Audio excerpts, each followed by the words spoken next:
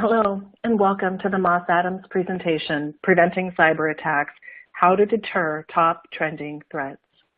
Before we get started, we have a brief housekeeping video that we believe will improve your participation in today's session. Welcome, and thanks for joining us. We're pleased to present another in our ongoing series of continuing professional education webcasts to help companies and individuals conquer challenges as they plan for what's next. Our presentation will start in a few moments. Before we begin, here are a few things to keep in mind. You can customize how you both view our presentation and interact with the presenter. For better viewing, close all other applications and turn up your speaker volume. You can also adjust window size and placement or enter full screen mode using the controls at the top of the window or dragging the bottom right-hand corner to resize.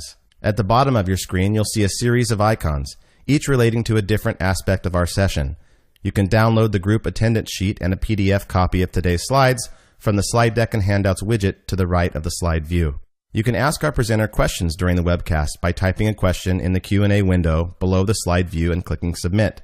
We'll do our best to answer all questions during the presentation or follow up via email. If you experience technical difficulty during today's presentation, refresh your browser by hitting the F5 key.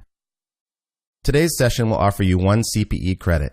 To receive credit, you must meet the requirements as specified by the National Association of State Boards of Accountancy. You must attend at least 50 minutes of the session and respond to at least 75% of the polling questions, which we'll ask throughout today's presentation. To respond to a poll, click the button next to your answer. We'll track your progress and alert you when you've earned CPE credit.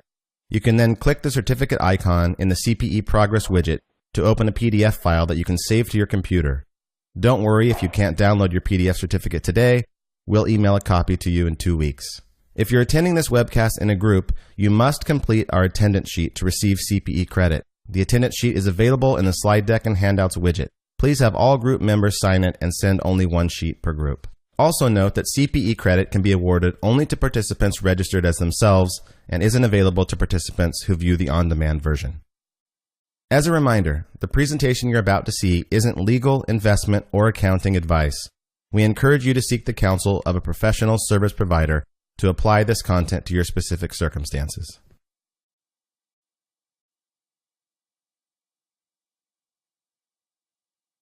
It's my pleasure to introduce our presenters today. With us is Troy Hawes, who's a leader of Moss Adams cybersecurity practice. He specializes in IT security, such as framework mapping and privacy assessments, disaster recovery preparation, and audits of service providers. Troy leverages his security expertise to help business owners identify areas of potential security weakness and to establish an enterprise-wide threat management program. He's also a prolific speaker and travels the U.S. bringing IT security awareness and education to audiences. Joining Troy is John King. As part of Moss Adams' cybersecurity team, John advises leadership on security policy and practices. He provides intrusion response plans, business continuity, disaster recovery, and complex intrusion detection and prevention methods, including red team testing, which is suitable for heavily regulated industries. Gentlemen, I'm so glad you could be with us today. And Troy, I'll turn it over to you to get us started. Great. So thank you, Tanya. Appreciate it. And appreciate everybody joining us today. Great to see everybody out there. So today we've got a number of slides that we're going to go through and basically a lot of learning objectives to cover. So we'll start with just taking a look at cybersecurity trends and statistics and take a look at what's really happening out there today. We'll also dive into what some of the latest attacks are that are out there, some of these emerging threats, which includes cryptojacking, fileless attacks, CEO frauds, and IoT and botnets. And then kind of at the end, what we'll do is cover basic cybersecurity tactics, if you will, to identify, prevent, and detect these attacks. So our agenda for today, we'll cover the state of cybersecurity. We'll get into the various threats out there, so cryptomining, cryptojacking, these fileless attacks, these malware types of files, as well as IoT botnets, as well as some phishing and CEO fraud. And then our security section will really take a look at the best practices or things that organizations can do to protect themselves around these various threat vectors. So started off the state of cybersecurity. Obviously, cybersecurity is in the headlines quite a bit these days, and it's always interesting to see what organizations are doing out there. And kind of one of the things that's talked about most days now, it's like it's no longer a question whether a network will be compromised, but when a network will be compromised. And that's kind of what we're seeing. So we see here that 86% of companies experienced at least one cyber incident, and this was a poll done by Kroll in 2017-2018. And with that, basically a cybersecurity incident you can think of as an event to an information system or a network that basically poses a threat to the availability, integrity, or confidentiality to the system. Where a breach is more than that. So a breach is a type of security incident, but actually involves the release of personally sensitive information. So you can think of that confidential information like social security numbers, credit cards, driver's license numbers, medical records, those types of things. And we see from 2018, over 5 billion records were actually breached worldwide. And there were over 6,500 breaches that were actually reported that led up to that 5 billion records. In fact, in the United States for 2018, there were over 1,200 breaches that exposed 450 million records. And this was actually a lower number of breaches from 2017. So in 2017, there were over 1,600 breaches reported. But also in 2017, there was only 197 million records. So a lot more records were breached, but a lower number of breaches.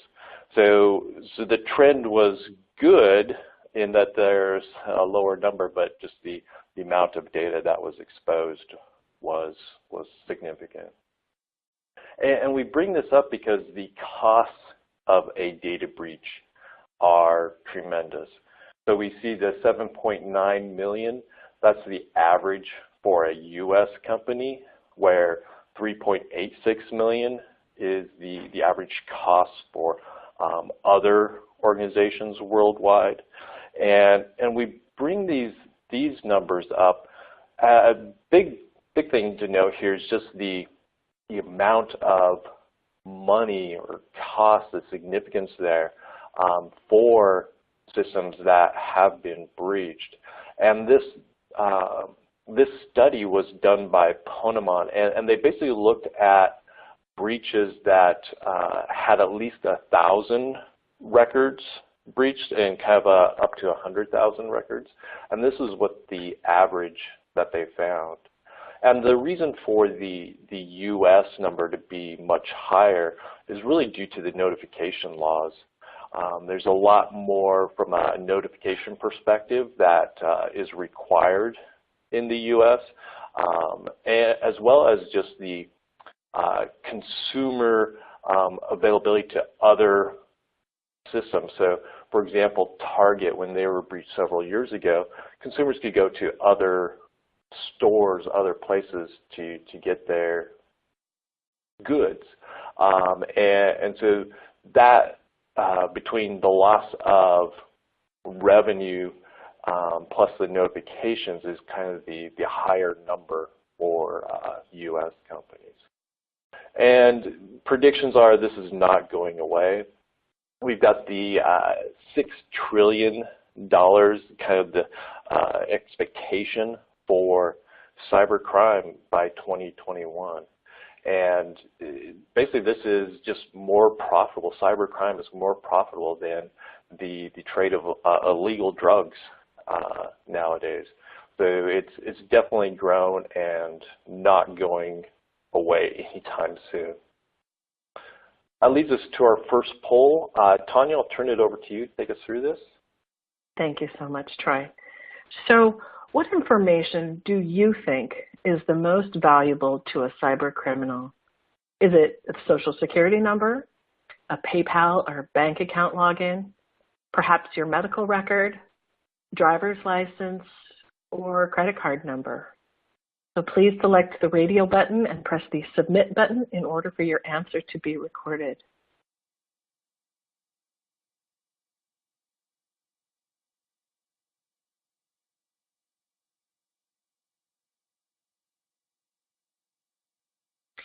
And we'll go ahead and give this maybe another 10 more seconds and go ahead and close the polls and look at our results. So 4, 3, 2, 1, and Troy will take a look at our results. Great, thank you. So looking at our results, most people chose Social Security number, and really a Social Security number isn't that valuable. In today's world, the medical record is more valuable. In fact, a passport, which isn't listed on here, is probably the most valuable, but a complete medical record can get a cyber criminal anywhere from $50 a record up to $1,000. And the reason for that is just a longer play. They can use that information to buy drugs, to do insurance claims, so false insurance claims, things like that. There's no real reporting or mechanisms to see when a medical record is being used illegally, except through kind of identity fraud. And that's the problem, and that's why there's definitely a longer-term play for a medical record, and why healthcare organizations are truly targeted. So hitting some more of our just cybersecurity related polls and things that were evaluated. So we've taken information from FireEye, CrowdStrike, Ponemon, and have just a number of various information. And again, just kind of the state of cybersecurity that's out there today. So we see the 90% of remote code execution attacks associated with crypto mining. We'll get into that a little bit more, but definitely the number of crypto mining attacks has definitely jumped up over the years. The 92% of malware delivered by email. This is a great way for any types of malware to come into an organization. We see 56% of IT decision makers really targeting phishing attacks and trying to get personnel kind of inundated with what these attacks look like. And what we're really hoping is to see this number grow, because the people that need to know about these types of attacks are the people in our organizations, the ones that are getting these phishing attacks, and they need to know what's going on and how to recognize any types of phishing types of attack. We see 77% of compromised attacks in 2017 were fileless. And basically fileless attacks are things that don't have a executable that gets downloaded to your hard drive, like a particular malware, but runs in memory. And John will go into more details on this. We see 54% of companies experience an industrial control system security incident. So these are ICS or SCADA types of environments. And these are things that run like power plants, electric grids, things like that, the things that are what we call operational technology, or OT, and attacks against those types of systems are going up and up nowadays. And we also see 61% of organizations have experienced an IoT security incident. And really this is any types of IoT-related devices, so Internet of Things. And again, we'll spend some more time on this. The statistics around ransomware's been crazy these days, where lots of attacks via ransomware, and basically ransomware holds a system, a computer, you can't access it until you've paid the ransom. You know, lots of money being paid there for these ransomware attacks. And then the 78 days in 2018 for dwell time. And basically this is the amount of time an attacker has had access to the environment. And we see on this page kind of that life cycle of a breach. So just a normal breakout, so the attacker gets initial access within 2 hours. Then they get access to data within 4 hours. Initial breach where the data has left the environment within 8 hours. And then we've got this dwell time. Now the attacker has access to the network for 78 days before they're detected. So this was kind of the average that was found from the breaches in 2018. I mean, that's a long time. It's definitely improved. In 2011, it was 416 days. So the attackers back in 2011 had a year to play around on the network. So it has improved, but it's still a long time for that detection to actually occur. And then we've got another 69 days once it has been detected to actually contain the breach. So again, the amounts of time that it takes that an attacker has on a network is crazy.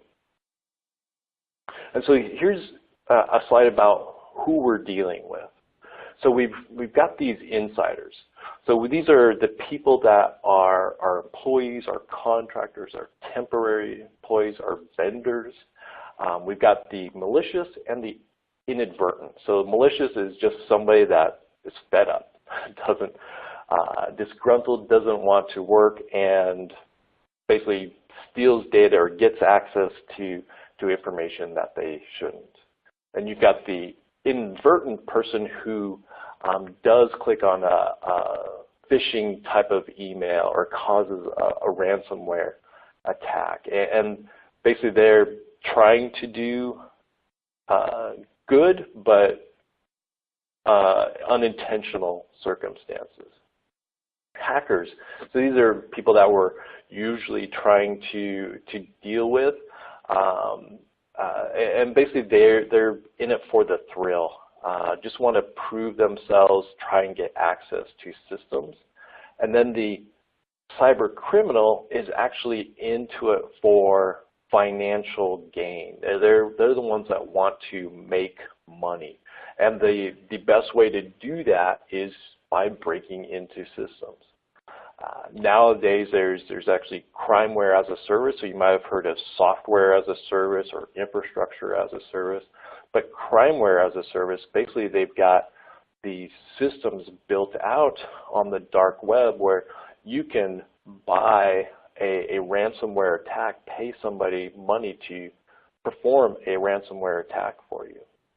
And by paying them, then they're getting a small portion of the money that's being made. So huge gain. And cyber criminals are probably the biggest area that we're targeted, or that most organizations are being targeted for. there's also the cyber hacktivists and the cyber terrorists, and these are more political related adversaries, but still their gain, or what they're trying to do, is really trying to disrupt an operations, and that's kind of their ultimate goal. So John, I'll turn it over to you to take us through some of our threats. Thanks, Troy, and great information, and it's a perfect lead-in to this next section where we talk a little bit about some of the crypto mining and cryptojacking concepts. So when we talk about crypto mining especially, we're really focusing on the legal activity. So I know we've all heard of and seen a lot about cryptocurrencies, Bitcoin and Monero, and these are great products and great concepts, but to generate, the actual coin, because it's a distributed ledger and you need other organizations, other parties to participate in the process of essentially getting these transactions through and recording them, to get them to participate in that, use crypto mining to give them the opportunity to also create this currency for themselves. And so we see with Bitcoin, as the complexity of the calculations increased, there was a lot of emphasis on bringing in good hardware. So we need more expensive computing resources, more expensive devices, increased demand for electricity to power these devices. And so crypto mining is really focused on that side of it, where in some cases we've even got organizations that are providing good hardware, and you can pay to lease out that hardware for a period to run some of these calculations in the hopes that you'll land on a combination that gives you some of this currency. Right? So crypto mining, again, this is the legal side of it. This is where folks are essentially using computing resources to conduct the extremely complex calculations that allow them to generate these currencies. Okay. This was extremely popular. So we saw for folks, for example, that really enjoy playing video games, they saw some of the hardware that they like to purchase around the graphics processing units, which are very good at those intense and complex calculations. The prices for those skyrocketed because a lot of organizations, companies were even specifically started up to get into the crypto mining business, and they were purchasing that stuff, which of course when you increase demand, we increase the price. Cryptojacking, on the other hand, this is the more illicit side of this. So rather than going out and leasing the hardware or purchasing and building it for myself, I'm going to try to compromise your device and then stay in the background. So instead of 5 or 6 different computers that are running this calculation in a collaborative effort, I'm going to try to compromise hundreds of mobile devices, of other people's computers, of web interfaces, and get other people's computing resources, other people's computers and servers to handle all of the workload to run these calculations for me. We noted earlier around the different types of attacks and motivations.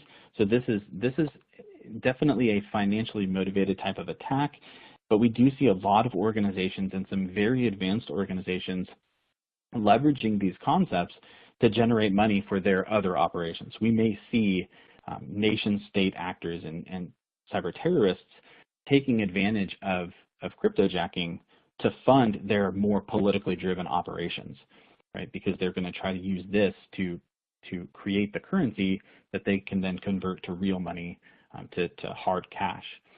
And so one of the big things that we see is not just that the cryptojacking activity has increased a lot, but also that it's being detected more and more, which is a great sign. It's an indicator that the major vendors that are playing in the space, that are providing the software to detect this, the anti-malware software, that they're recognizing the issues and they're picking up their ability to address this. So the other piece too is it's generally going to be specific to a program, and essentially the attacker is going to try to use that program to conduct calculations, but they're going to try to keep it in the background as much as possible. So they need to use your local resources without being caught by you. So the signs that you'll see won't always be something to the tune of, my data's been breached and somebody pulled it out, or somebody's interacting with my computer remotely. That's not what you'll see. Often you'll just see, my computer's running a little bit slower, my fan is kicking on a little bit more than usual, because these guys, they're trying to let the service continue to run because these calculations take a long time, so they need to stay hidden, they need to stay in the background. Cryptojacking represents an increased threat because of a lot of these concepts. And so we talk a little bit about executable files and fileless attacks, and one of the big things here is just the concepts behind it.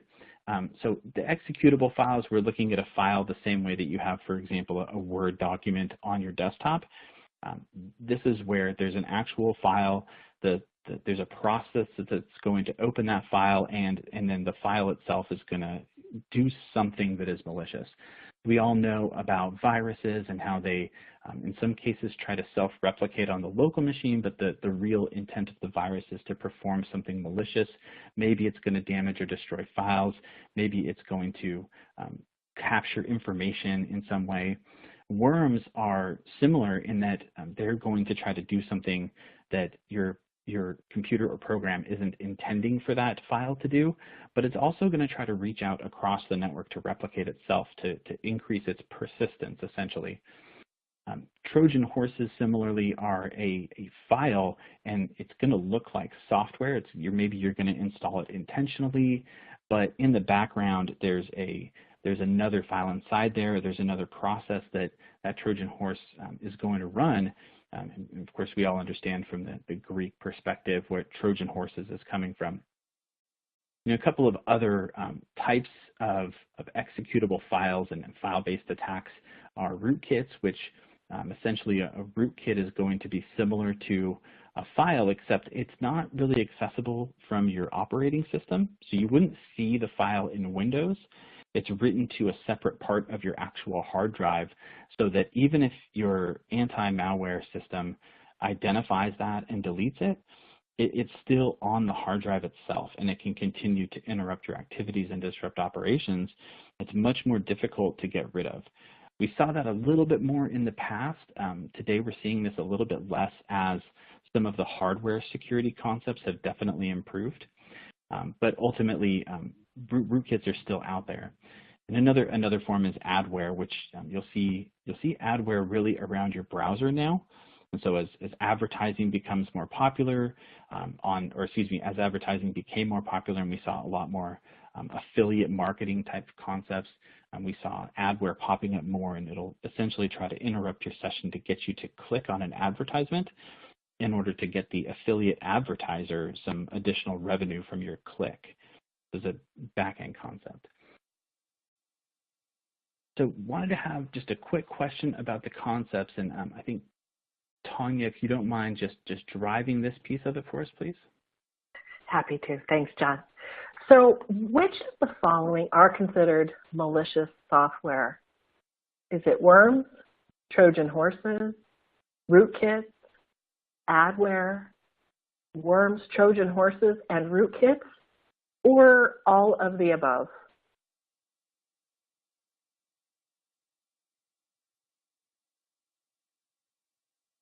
We want to leave a little time for everybody to be sure and get their answer recorded if you wish to receive CPE for this. Again, a quick reminder, if you are watching this on demand, it is not eligible for CPE.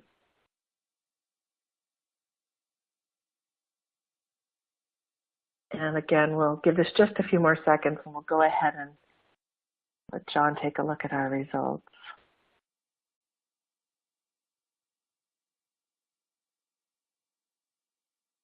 Back to you, John. Well, I must be an excellent educator, because 73.8% of you answered correctly that all of these are forms of malicious software. So outstanding.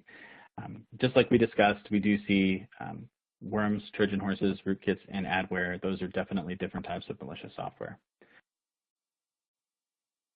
So the other side around fileless attacks, and I'll tell you from my experience on the offensive security side, conducting penetration tests and red team engagements, I love this type of approach. It can be very difficult to detect.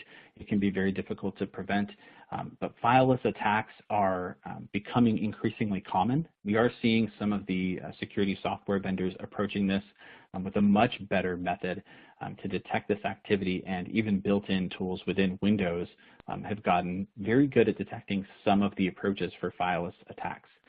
So these ones, unlike what we previously discussed with the executable files and malware, fileless attacks are really focused on getting your computer to do something within memory, so just within the process, not trying to store a file that's going to work like software that's already on your computer, but to run a process by using software that's already on your computer. Okay, so we talk about what the Ponemon Institute is saying, essentially that the fileless attacks are costing up to $5 million per successful attack on average. And the concept behind that is really that when we detect the attack, we've already gone through so many stages of the life cycle that Troy showed us, because we're on the tail end of it, that getting back to that point, it's an extremely expensive process. Right? So looking at the companies in the survey, 42% reported experiencing this type of attack, and especially around the attacks that they saw, around 30% of all attacks in total were fileless attacks. So as we see, this is becoming an increasingly popular approach, and as the last bullet shows, 77% of all successful attacks were fileless. It's a very popular approach that is very successful. Right? So we see this type of attack. It used to be a while ago. It used to be almost reserved for just the most advanced attackers, the most advanced hackers. But as the concepts and the tools have become increasingly well known, and additional innovation has pushed this out within the hacker community, a lot of the more basic testers and hackers and attackers are using this type of attack. And so from a brief description, we talked a little bit about social engineering earlier, and we'll talk a little bit more about that later. But essentially, somebody's got to find a way to get into your environment, and one of the most effective ways, instead of targeting your computers directly, is to trick your people into doing something. And so, somebody may receive a spam message or a phishing email, and there's a malicious link in there. They're going to click on the link and go to the page, and then in the background, that page is going to take advantage of a vulnerability maybe in your browser, or if it's through your phone, it's an issue with your phone's software and security.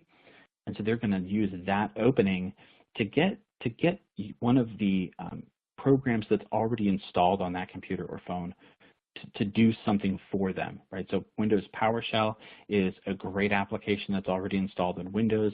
Attackers target it a lot because a lot of the activity in PowerShell is coming from administrators, and so it's not logged or reviewed as heavily in a lot of environments.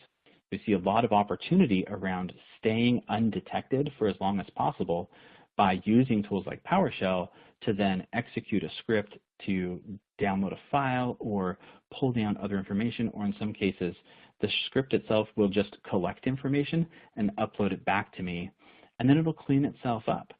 And so that's one of the beautiful things of this type of an attack. I say beautiful, but it makes it very dangerous, is that a lot of this process is automated. It happens very quickly. It leaves very little footprint, and that's why it represents such a huge threat. And so we mentioned a little bit earlier that we talk about some concepts around social engineering. So CEO fraud and whaling and spear phishing are areas that we really want to focus on, because we see these as some of the primary threat vectors and ways that attackers are targeting some folks in the environment. So we talk about spear phishing. Really, this is a very targeted approach, and it's focused on email. And so I'm going to try to find out as much information as I can about your company, about the people that work there, about your operations, and which employees are in key positions. And then I want to send an email that looks very legitimate. I want your people to trust that the email they're receiving is coming from a trustable source, that it speaks to something that they understand, and I want to manipulate the situation to put to put that email in a position of trust so that that person does what I need them to do for me to be able to conduct the rest of my attack. Right? And that's the attacker's approach to this. You may see spear phishing reference something like your ERP system, or it might reference your human resources platform. We've seen spear phishing get even more personal and talk about a client's school that they went to, or reference something from their home life or their personal life, or even get into their social media and try to get them to click on a malicious link that takes them to a fraudulent page for one of those concepts. And whaling and CEO fraud is really, it's spear phishing, but it targets the C-level executives, and often I'm not really interested in getting them to click on something, to download something. I want them to do something or push something. For example, I may impersonate a CEO or a CFO and target your accounts payable clerk.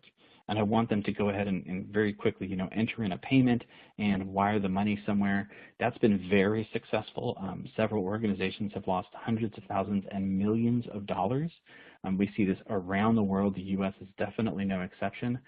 And this really emphasizes the importance of looking even outside of your financial controls to prevent this type of attack and that type of an issue, because your accounts payable clerk is a trustworthy person often, but they don't always recognize, this email isn't coming from the CEO or the CFO, and so I need that extra insight and awareness of information security, and I need my IT team to be able to flag these emails and prevent them from even getting there as best as possible.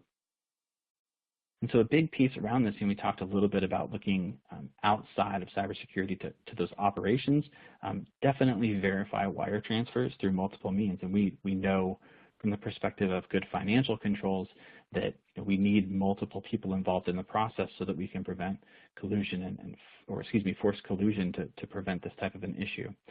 And of course, we want to establish those strict procedures and make sure we call out. Just because somebody's on the board of directors or is the CEO doesn't mean they can just instruct somebody to send money somewhere. And we want to immediately report these suspicious emails. Again, this is the primary threat vector that we see for organizations being targeted during those initial stages of that life cycle that Troy referenced.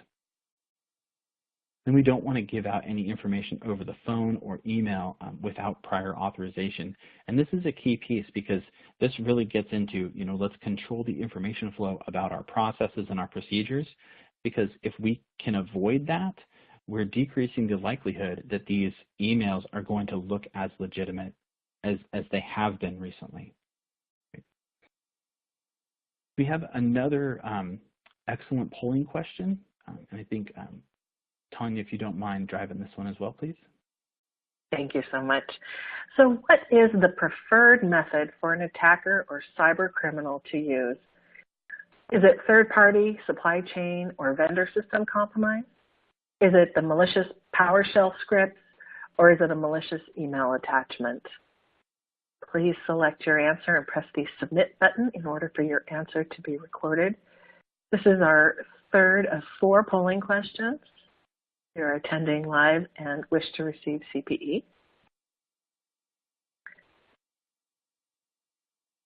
We've had some really, really great and thought-provoking questions come in our Q&A, so we'll see what kind of time we have at the end to get to these. So thank you very much. And as for your polling question, we'll go ahead and give this just another few seconds. And let's take a look at our results.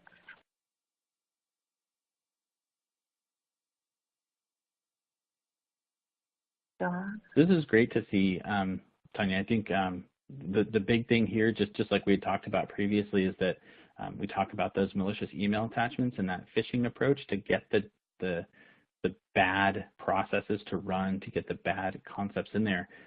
It's a good recognition of the threat that presents to our organization. So, honestly, this is a little bit of a trick question. All 3 of these are excellent opportunities, and depending on not just the motivation, but the capabilities and the opportunities available to the attackers, we see them using all 3 of these approaches. there's been a lot of recent disclosure, especially around third-party and supply chain and vendor system compromise. We've seen those popping up in the news quite a bit. So we know that that's a very popular approach for some organizations. They love to start with that. We know a lot of organizations and individuals love to use the fileless attacks, especially around malicious PowerShell scripts. We've got a ton of open source tools built around that. And malicious email attachments have been a persistent issue since email became a popular tool for most employees. There's great responses. So looking now at a little bit of the future, there's a lot of discussion around the Internet of Things and botnets, and so I wanted to make sure we had a little bit of an overview here because it does represent a real threat, and it's going to continue to represent a threat. So we're looking at approaching 22 billion devices, small handheld, often devices that are expected to be connected to the Internet by 2025. And we talk about these devices and the computing power behind them. Often we view them as having limited use cases and limited processing power. And so what a lot of organizations have been doing, manufacturers have been doing, is creating just enough of capability within these devices and providing them with just enough power to do what they need to do in most circumstances, but without having enough on there to run any actual security controls on there. So we won't see antivirus on these devices. We won't see any type of controls around making sure we have good authentication for them. They're going to rely on another device to control that, usually on another system outside of the particular device. And so these devices themselves become very vulnerable to these types of attacks.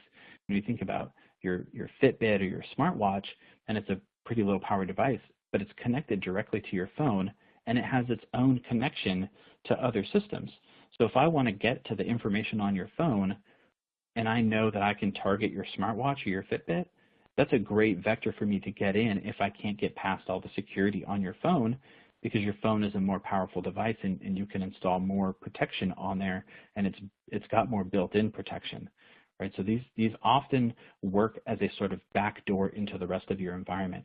Or for example, we know with the Target attack that targeted their payment systems or point-of-sale systems, that started through an HVAC system because a default password was left on there and it was not secured properly, and there weren't any other security mechanisms on there because that Internet of Things device that was used by the vendor to connect, it didn't have the power, it didn't have the functionality to be able to install additional security software to prevent that type of an attack.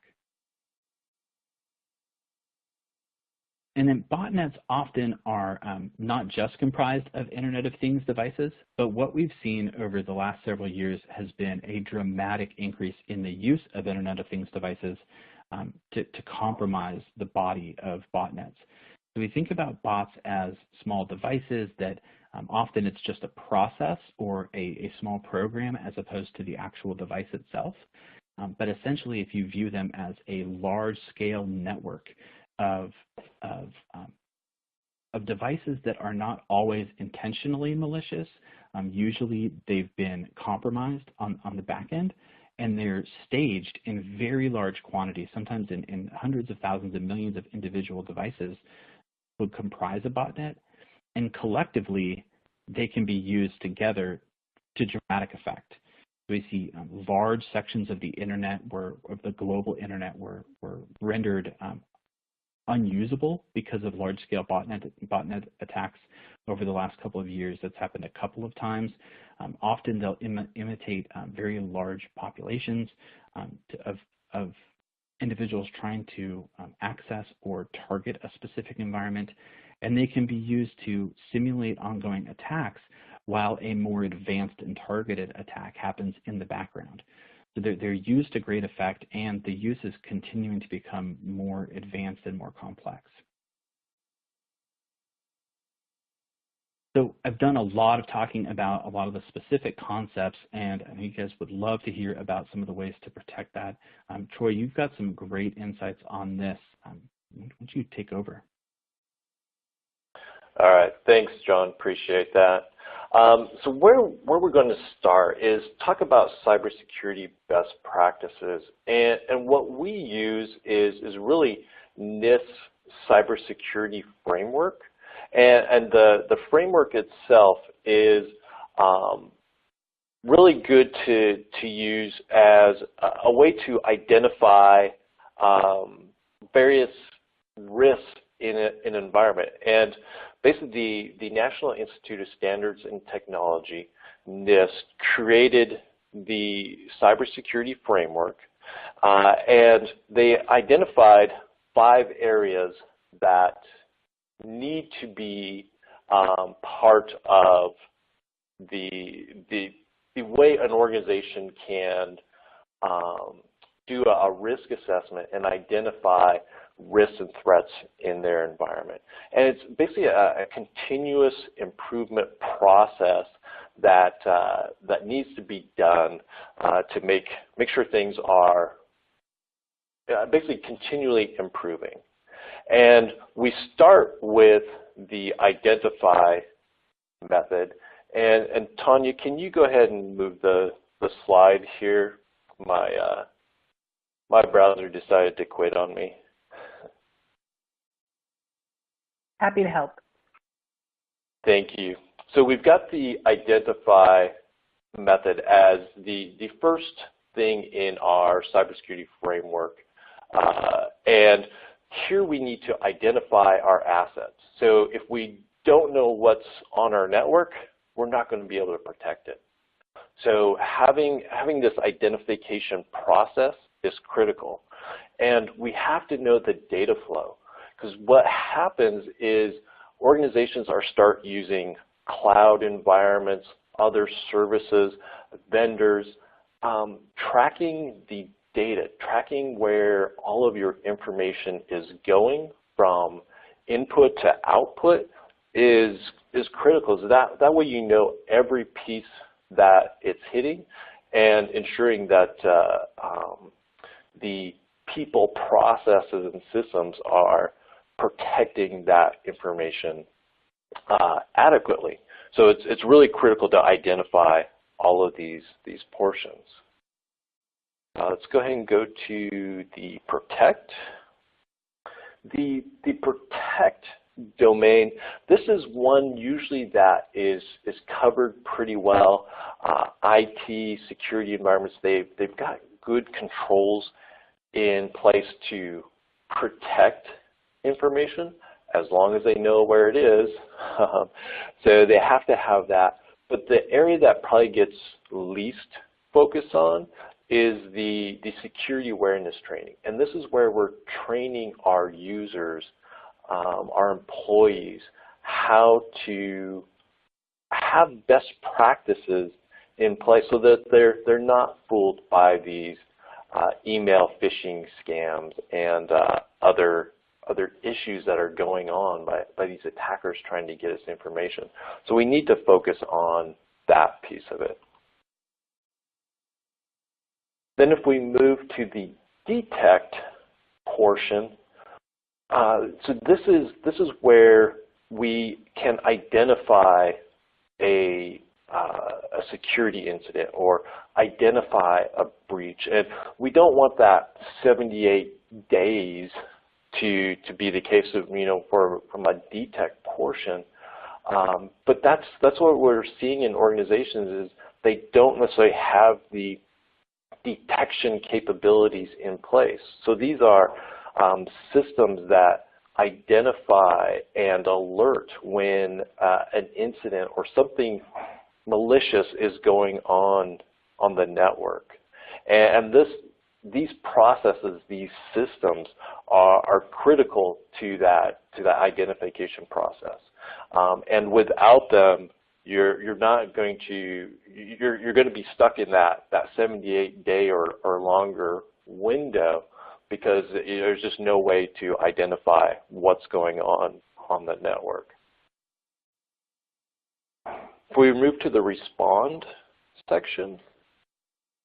So respond, this is how, basically response is how we take care of an incident. How do we handle it? What are the procedures, the processes that we take to respond to that incident. So here, most of the time, we're looking for incident response plans.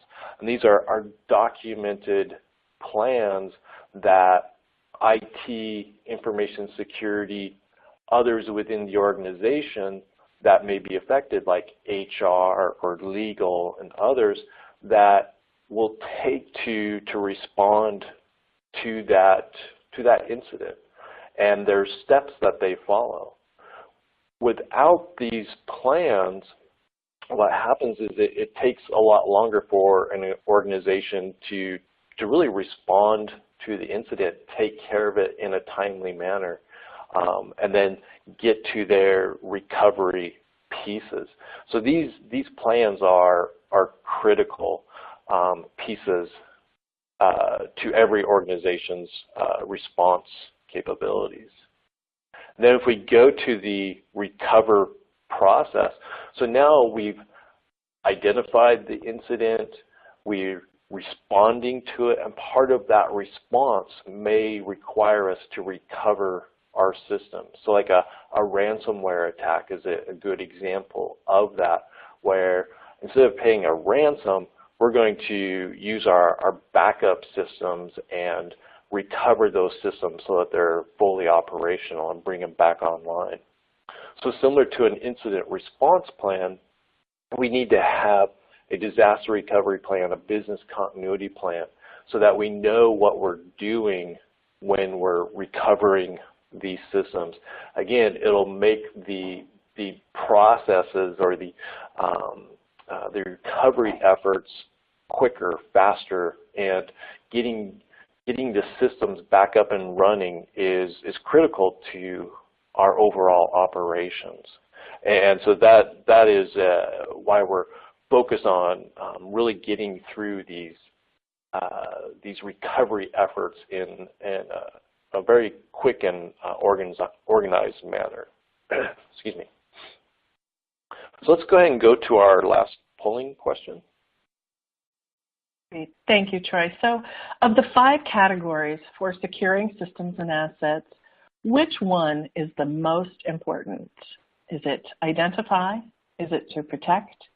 Is it detection, respond, recover, or all of the above? And as Troy said, this is our 4th and final polling question.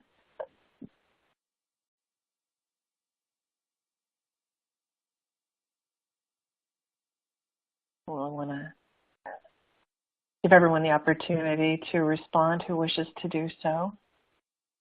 So maybe another 10 seconds or so. And we'll go ahead and close the polls and take a look at those results. And Troy, it looks like 84.9% said that all of the above was the most important way to secure systems. And that would be a true answer. And it takes all of these steps really to mitigate risks in an environment. So we've got things that we need to identify, and then we have to protect them, and then we have to have controls in place to detect incidents, events that are going on. We have to then be able to respond and recover. So it's critical to have all of these efforts in. And what's great about the NIST cybersecurity framework is, we just really touched this very briefly, but it has all of these various controls under each of these domain levels that an organization can really look at and identify to figure out what they can do to implement best practices within their organization. And it's a really good tool to use. So what else can you do? And that's a really good question, because it's not just IT these days that, trying to keep things protected, but there are things that you as the user can do. On this list, there's basically IT related things, and some of these are really good for you as an employee to think about, not to think about your home network. So thinking about usernames and passwords. What are you using at home? What about those IoT devices that you've got? You know, the Fitbit, things like that, your Nest controller for thermostat and heat. There's things that are out there that are in your homes that you can start thinking about, oh, hey, we need to protect these things. So being aware of these various areas to cover, it's really important to making sure that everything is secured, that you're aware of what's going on the network and in the environment, and can really handle all of those areas that may be exposed and may be insecure in a way.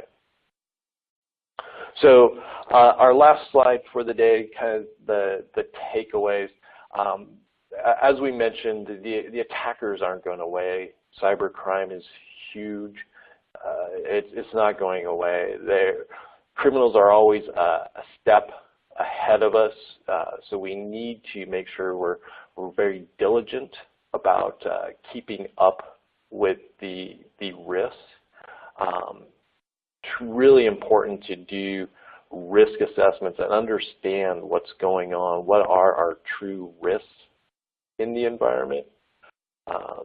Implementing some sort of governance process when bringing in new systems. So whether it's an application, a server, a firewall, some IoT device into our network, we need to make sure that that system is secured. You know, we've got breaches happening due to IoT devices getting plugged into the organization's network instead of just directly to the internet. And so just making sure that we're aware of what's going on. And then using a best practice framework. The NIST cybersecurity framework, like we talked about. There's ISO 27001, 002, PCI for payment cards. But all of these are frameworks that can be used by an organization to really help protect, identify risks, and understand where they may be exposed and get an understanding of that. And then probably the biggest thing for us is just staying vigilant and informed about what's going on. As the attackers find different ways to leverage things like artificial intelligence and machine learning, you know, the security pros, the white hat people, us that are out there trying to protect these systems also have to adopt and change. And so that's really our goal, is to stay ahead of these attackers and minimizing these breaches as much as possible. Thank you so much, Troy, and thank you, John, and thank you all for joining us. As you consider the information we've covered and develop your cybersecurity response, you may find you have questions. Please reach out to our presenters either through email, phone, or social media. They're happy to be a resource for you. We have received several questions through the Q&A and have time for at least one. But while we address questions, please take a minute to complete a brief survey. Tell us how we did, if there are other topics that you'd like to see covered in our educational offerings. We appreciate that. So let's take a look. So Troy, in our last minute or so, we received a question from Mark that asked, my organization recently adopted dual authentication. Do hackers have ways of getting around dual authentication? If so, how? Yeah, so hackers do have a way of getting around. Dual authentication is actually really great, and if implemented properly, works well. However, what happens, so there's things called SMS intercept. So if you're getting a dual authentication code, and so basically once you put in your password, the system's going to ask you for something you have or something you are. So that could be a certificate, could be a bio, like a thumbprint or eye scan, face scan, or it could be a code from a token device, so something you have, or it's the code that gets sent to your phone and via an SMS text. And if it's, so potentially that SMS text could actually be sent to the phone and intercepted. And so there are ways around that hackers are using, and using methods to basically get your mobile numbers, and doing what they call SIM swaps and port out scams, and basically just trying to find different ways of accessing that. There's multiple ways around it. It's just making sure that users are aware of what they should be looking for in those. And there's definitely a lot more that we could talk about on that question itself. And I know that we're out of time. And I do thank everybody for joining us. Great. Thank you so much.